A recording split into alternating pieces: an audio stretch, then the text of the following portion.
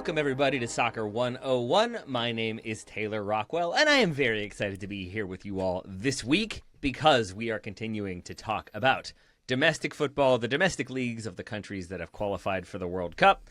We've bounced around the world, and we continue that trend this week, Graham Ruthven, by talking about a nation that you said, clear out. I know the entire history of both football and geopolitical strategy in this country. It's Jordan, Graham. You ready to go? I mean, sometimes we talk about Jordan on the show. Jordan Henderson, Yeah. Jordan Pickford. There's a few out there. Michael Just not Jordan this probably gets a shout occasionally, yeah. Mhm. Just not this particular Jordan, which, hold my hands up. My prior awareness of Jordan, both as a football nation and nation in general, was very limited. So I am excited for this one, but also a little bit nervous. I'll like out myself a little bit here because we're talking about a nation that literally every single person that I've mentioned, Jordan qualifying for the World Cup, that seems to be the one that they've been like, wait, Jordan? Really? Oh, okay, cool. How? And the answer to that is largely because they've expanded the format, but there is a good idea that like the league itself has been stable and successful, and we're going to get into that. But it is a nation that I will say I don't know a ton about or didn't know a ton about. I did have to do some Googling as to why Jordan exists in the first place and then how it has remained in existence for as long as it has. And I do have some history there. We'll get into the history of football in the country. Graham, were you familiar at all with soccer in Jordan in any aspect prior to this episode? No, not really. Yep. I knew they'd qualified for the World Cup for the first time. I remember the headlines with that. I think they qualified around the same time as Uzbekistan, who are another one of the debutantes for this summer. But besides that, no. My club names were not familiar to me. The league name was not familiar to me. So. Let's start there, because I think that is a really good introduction to Jordanian football and also the nation of Jordan. Because when we talk about club football in the Middle East or in North Africa, you get a lot, we've talked about it before, a lot of the same names, Al-Ali and the like, and you'll get Ittihad, and you'll get sort of either clubs that represent certain institutions or organizations or military wings. So you'll get the club of the Army, the club of the Air Force, the club of the domestic police, whatever it might be. And you have none of those in Jordan, and came to learn that is a deliberate thing because the priority, since Jordan was established after World War I as a British sort of semi-independent autonomous region that became an independent state,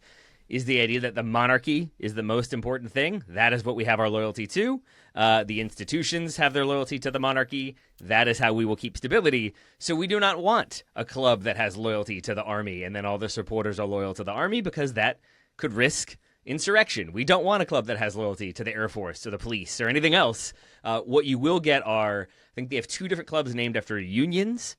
And you'll get a lot of clubs named after the city where they are founded or the city where they were originally founded. A few other outliers in there, but it is a lot representative of the geography and then the people and occasionally the nation, but almost always the monarchy is the thing that is prioritized in the country. I didn't come across that, Taylor, but that's fascinating. I did come across Al Fasili, who are the sort of dominant club in Jordan. Their nickname is the Boss. I just quite like that, like them and Bruce Springsteen together. I mean, and that is representative of the history as I understand it. So this is sort of my potted history of Jordan, the nation. We don't normally go into the history of the country. We normally dive right into the soccer. But I think understanding a little bit of the history of the country helps you understand where things are and how they are. But essentially, Britain during World War I is kind of fomenting insurrection in the Middle East, in North Africa, Mesopotamia, as a way to undermine and further weaken the Ottoman Empire. Ottoman Empire obviously falls apart, dissolves, and now there are all of these areas up for control. Britain controlling a huge amount of them. France has a few others in there as well. And basically, Britain is prioritizing what they want to directly control themselves and what is seen as less important that they can kind of either pass on to allies or make autonomous regions or even maybe independent republics or kingdoms one day. At the same time, there is a group, like a family, a Hashemite family, who were fomenting insurrection in Syria during World War I. They are basically ousted from Syria by France once France takes over Syria after the war. And those individuals were allied to Britain. Britain feels like we owe them, loyalty. We've made promises to them. So they give the eldest son, Faisal, hence Faisali, he becomes king of, I believe, Palestine? Maybe it's Iraq. He becomes king of Iraq, I think. And then his younger brother becomes king of a region called Transjordan, which is seen as less significant. It's less populated. There aren't as many natural resources. And so around the 1920s, one brother, Faisal, becomes king of Iraq. His brother Abdullah becomes king of Transjordan. Jordan becomes its own independent state in 1948, and the kind of kingdom persists from there. But whereas other kingdoms and sort of puppet states in the region fall by the wayside and are taken over in one way or the other, Jordan has remained remarkably stable with a few kind of tumultuous moments in their history, but largely it has been prioritizing the monarchy, prioritizing stability, and always trying to find balance in the population, because after the Six-Day War, there's a massive influx of refugees into Jordan from Palestine, from eastern Jerusalem. And so, to the point where I believe more than 50% of the population is Palestinian rather than identifying as Jordanian. And yet there is still a Jordanian majority in parliament and the like, because they try to find a balance to make sure that kind of stability reigns. You don't have one group becoming fully dominant at the expense of another. That tends to lead to insurrection in the region. And so that has been the priority in a nation that doesn't have a ton of resources, having to play a lot of political games and a lot of kind of relying on strategic allies. So Britain initially, then the United States, more recently oil states of the region, kind of helping with diplomatic relations. I think intelligence sharing as well, because Jordan has a very strong intelligence network. And that is how they have remained to this day, a monarchy that has a good degree of stability in a region that sometimes does not. Mm-hmm. But you then have football being a really interesting aspect of this, because on the one hand, they don't want, as I said, one club to become the dominant thing that the people of the country appreciate, such that it could potentially rival the kingdom, the monarchy, because that happened a ton with Arab Spring. Footballing groups, ultras and the like, would unify and sort of be united in their defiance to the reigning government, whatever it might be. And so Jordan has had a very sort of uneasy, maybe not uneasy, but has been very diplomatic in their sort of yes, football is great, we love football, but also maybe keep it down just a little bit, just keep it down a little bit. And then sometimes they allow clashes between supporters, because that seems to be a way to kind of alleviate tension a little bit. So that is my very abbreviated history of Jordan. I apologize if I've gotten a lot wrong. I'm sure I've left a ton out. But it's a nation that has had to be very adaptable and quick on their feet, but also very strategic in their planning. And I do think football plays into that as well. So it hasn't been the strongest, biggest, most successful league in the region, but it has been remarkably stable throughout its history. Yeah. And Taylor, that stability, that's really interesting, because I didn't have that prior context. But one of the things that is most notable about the league, which was created in 1944, the Jordanian Pro League, which has had previous names. It was the Jordan League and then the Jordanian Premier League. But those are just rebrands. In terms of the organisation itself, it's actually the same organisation that could be traced back to 1944, which makes it one of the longest running football organisations in the world, which it was not, when you think of the region, it was a little bit surprising to me. The other thing that I stumbled across, and I didn't go into the depth that you have with the history, but I found that until fairly late, until the 70s, a lot of the clubs in the leagues were amateur, and they were kind of kept amateur, I presume. Yep.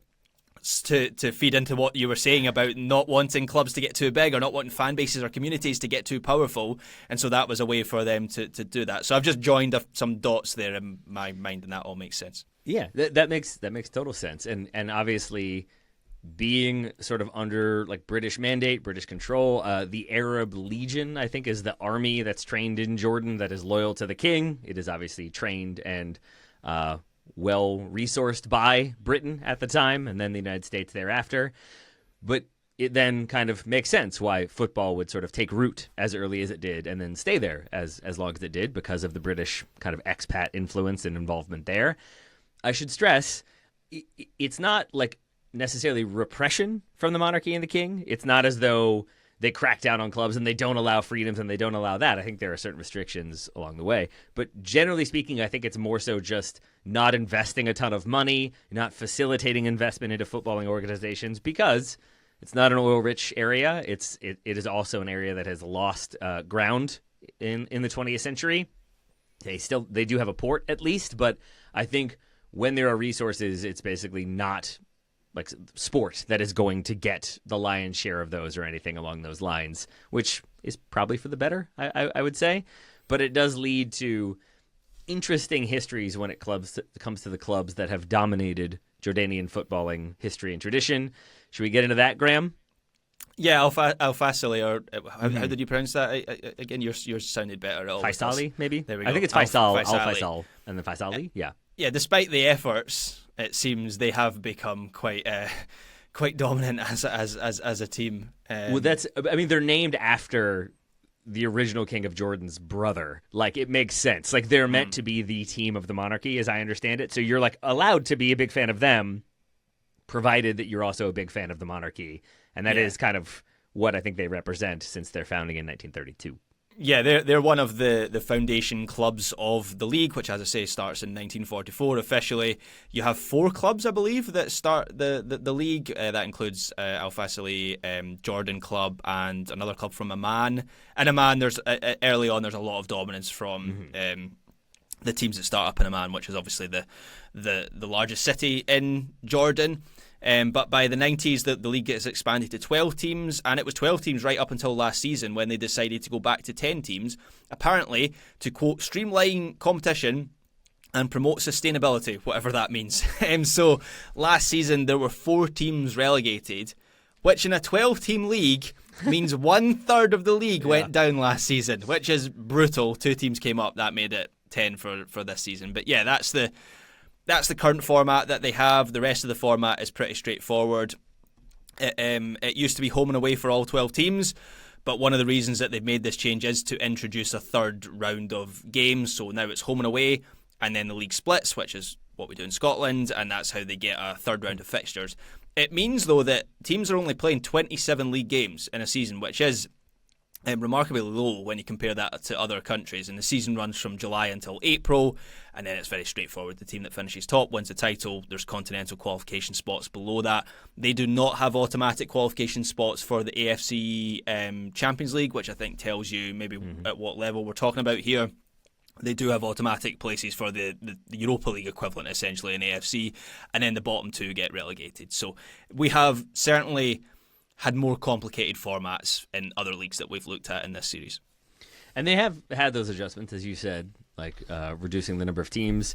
From what I read, they went from, I think they did like spring to fall to summer to spring, then it changed it again, and then changed it back as of like 2 or 3 years ago. So they've experimented around with it, at the very least, the calendar.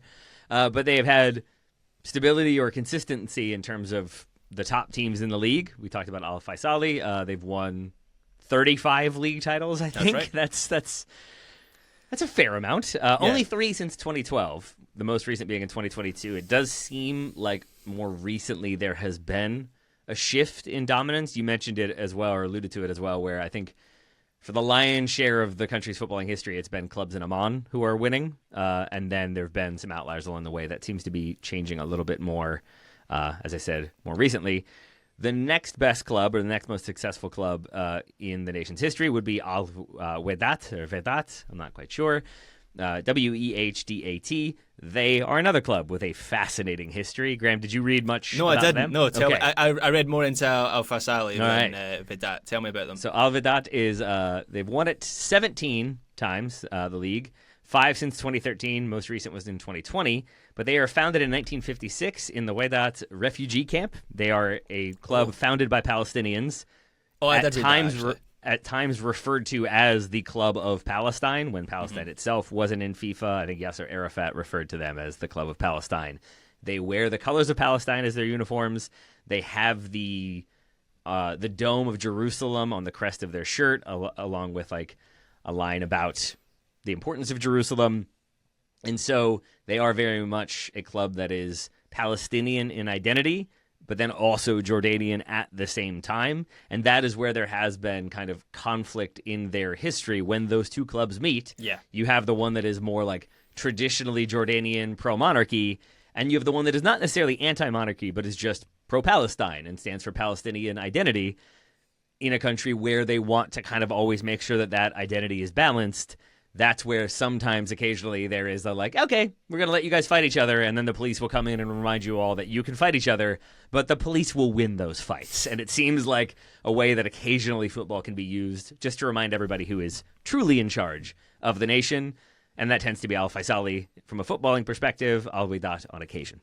Yeah, I read up on the Derby of Jordan, right? That's what they call that rivalry, so I was familiar with the links to the Palestinian community, and also read about the refugee camp, which was fascinating. So yeah, Al Wehdat, they've won a bunch of titles, and really the 21st century, it feels like they become kind of the dominant force. Although Al Faisali, they won a title in 2022. They're currently top of the table after 10 games, so they're very much still a force to be reckoned with.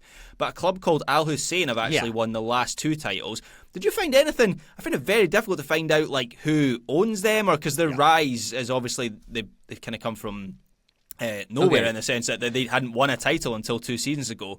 I found one article that seemed to suggest there was involvement from the country's Ministry of Sport, but I didn't find anything else on that, so I just wondered if you found anything.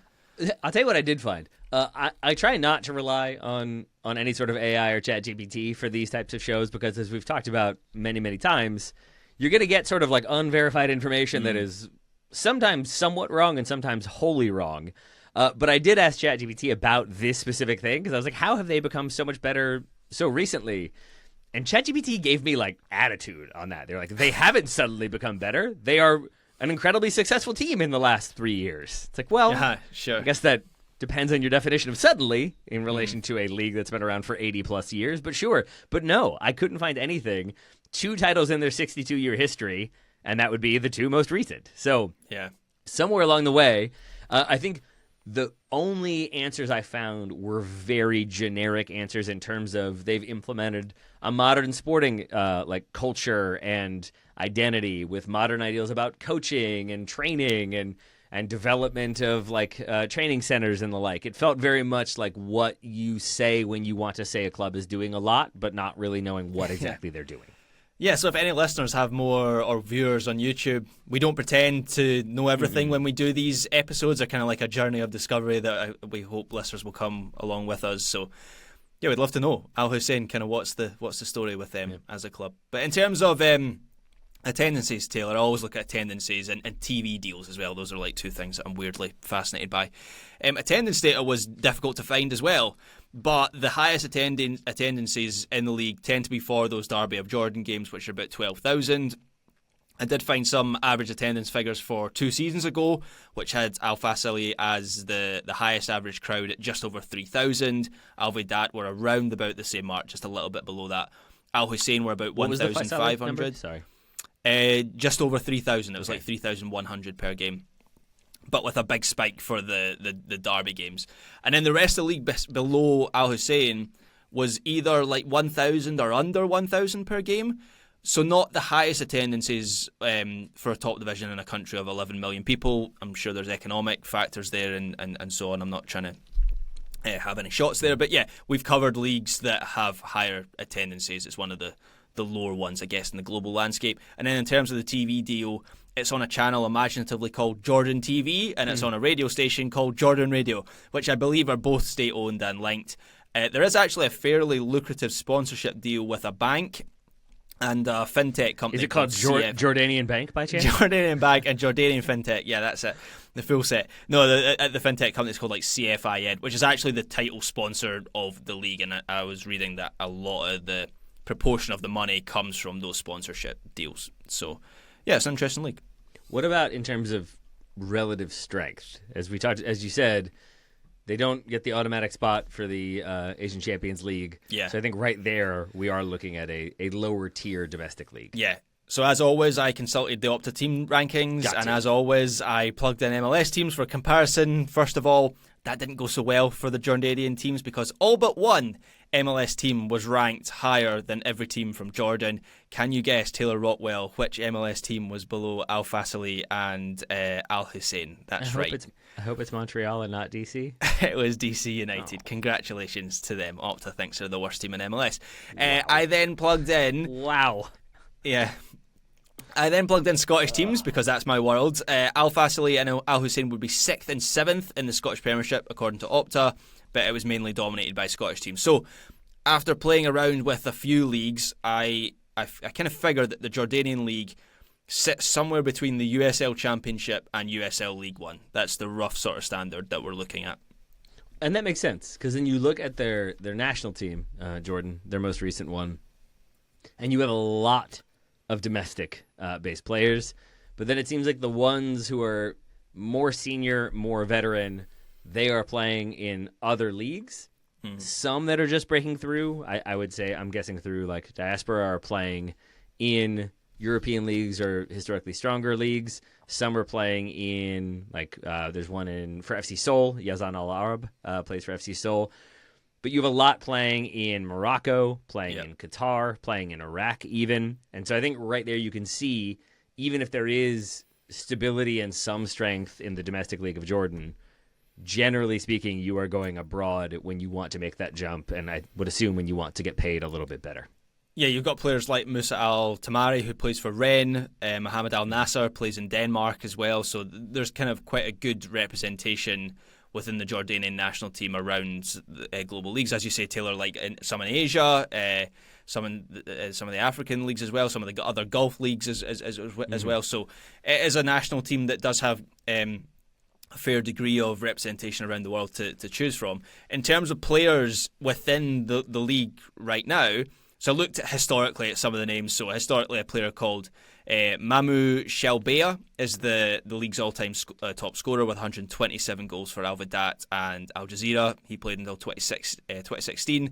Also scored 22 goals and 66 caps for the national team. So was a bit of an icon. It was a big reason why Al Vedat were able to win so many titles like 10, 15 years ago. There's also another player, a current player who's playing, Hamza Al Dardur.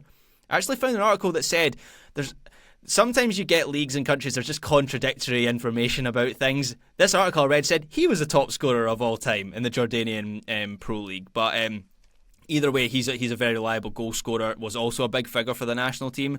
But obviously these aren't names that I'd imagine most listeners will know. And if you look at some of the records in the league itself, not the national team, like it is a very homegrown league. The Golden Boot, for example, wasn't won by a foreign player until 2004 when an Egyptian player won it. You look through all the records, it's almost exclusively Jordanian players. That does seem to be changing a little bit in that a lot of clubs are now looking to African nations for talent. So Ronald Nga was a top scorer actually in 2 seasons, in recent seasons. He's Cameroonian. You've got Abdou Ndiaye as well from Senegal. But if you look at the Al Fasili squad right now, which, as I said, they're top of the table, so they're the gold standard right now, even if they're not the defending champions, there are only 4 foreign players. And one of them is Lee Erwin, a Scottish player who I'd forgotten was playing in Jordan. Yes, Get it, Lee? Yep, former Motherwell striker. What do you think? Like, I'm guessing you are not going to claim to be an expert when it comes to their national team No. by any stretch, but maybe you've seen more of them than others have. What are your expectations for them at the coming World Cup? My assumption is that they will be a sort of cliche as it may be, a very well-organized, hard-working, hard-running team that will make life as difficult as they can. I doubt they're going to, like, set the world alight playing free-flowing attacking soccer, but they are capable of scoring goals on occasion. But in their qualification for the World Cup, it felt like it was a lot of, like, hard-fought draws, 1-1 draws, 0-0 draws, and then kind of beating teams that they should be perceived as beating, like Kuwait and the like along the way. Yeah, that's my expectation as well, and I don't mean that to throw any shade at Jordan. Like the majority of international teams are like that. Like England under Southgate were that for a number of tournaments. So, yes, that's kind of my expectation of how they will play. And in terms of their level, I do think there's a chance. Great achievement to get to the World Cup. I really hope I'm not being condescending and saying that. People saw my tears in the Patreon when Scotland qualified, so I know that's a big achievement. But I do think there's a chance they could be one of the weaker teams at this tournament. They did finish top of their group. They didn't need the fourth round, so they came through the third round. So even though I think the benefit of the expanded format was they went through automatically rather than having like another round of playoffs, but even still, it was a historically strong showing for them in qualification. They finished in their top two. They finished ahead of Iraq and Palestine. I think Oman were maybe in their group as well, who are all decent level teams, particularly Iraq. Even Palestine have had their national team right now is remarkably strong. But I do think they lack real top end talent, and they have been drawn in a group with Argentina, Algeria, and Austria, all of whom you would say are stronger on paper. So put it this way, if they were to get out of the group stage, I think that's likely to be the biggest upset at this whole tournament. Yeah, I feel like if they get like a point off of Algeria, I'm going to say that's like they're probably pretty happy to make their debut at a World Cup and get a point. Like, I'm not trying to do a disservice or be dismissive, but I also think given their limited track record on like that level of stage, scoring a goal, I think, is probably going to be a remarkable achievement and a big moment for Jordanian football, and probably speaks to why the expanded format isn't as annoying as cynical old me might suggest. I am a little annoyed that they don't have the courage to have an A in their name, so we could just get the Group J of all A's, but alas, Jordan, stand alone. It's a silent A, I think. We can all agree. Yes, exactly. Yes, that's right. Yeah, I mean, look, sometimes the best stories at tournaments are from teams that you know nothing about or very little about. We know a little bit more about them now after this episode, but I think of Georgia at the last Euros, who I thought were going to stink the place out. Scotland had been in a group with them, a qualification group with them, and they became one of the most entertaining stories, plot lines of that whole tournament. So, weird things happen at tournaments, and so I'm not completely writing off Jordan, but yeah, I think on talent alone, they are one of the weaker teams we're going to see this summer. Unfortunately, Jordan doesn't open up with Argentina, because maybe Argentina would have been like superstitious, knowing that last time losing to Saudi Arabia in the opener is a good way to get things on track, I guess. So get out of their system. Yeah, right. I mean, so you never know, because I think Jordan have had a win against Saudi Arabia, like in recent memory. So you never know. I think it's bring a surprise, but either way, it's just going to be fun to learn more about a nation that I knew very little about before this episode. Yeah, I mean, genuinely, Saudi Arabia needed that kind of fixed fourth round safety net to get through. Oh, yeah. Jordan went straight through in the third round, so you could argue quite feasibly that they're stronger than Saudi Arabia right now. So what we're saying is, they did Taylor, lose 2-0 in a friendly in May, so there is that. No, we don't. That's a friendly. That doesn't count. Nah, I didn't get it. What we've agreed is that Jordan are definitely going to beat Argentina at the World Cup. That's what we've agreed. Graham Ruthven guarantee right there for you folks. Very briefly, because I think we've covered a good amount of ground, I should just add one of the most recent squads I think was reflective of the way things have shifted a bit. You had Al Hussein, the current back-to-back winners, had 8 players represented in the most recent team that was called up in December. Al Faisali and then Al Karma, which I believe is an Iraqi team, had the next most number of players. So the next greatest number of players. So it seems like Al Hussein does have some level of like core value to the present national team, but I would assume we'll get lots of different names and faces between now and that start of the World Cup. Mm-hmm. I need a shirt. I need from any of these teams in this league, but Al Hussein, assuming there's nothing nefarious in their ownership or background as a club, yeah, maybe I'll look for one of those before the World Cup. All right. Well, listeners, help us understand more about Al Hussein and help us find a jersey for Graham for Al Hussein. For now, Mr. Ruthven, thank you for spending some time chatting Jordan with me today.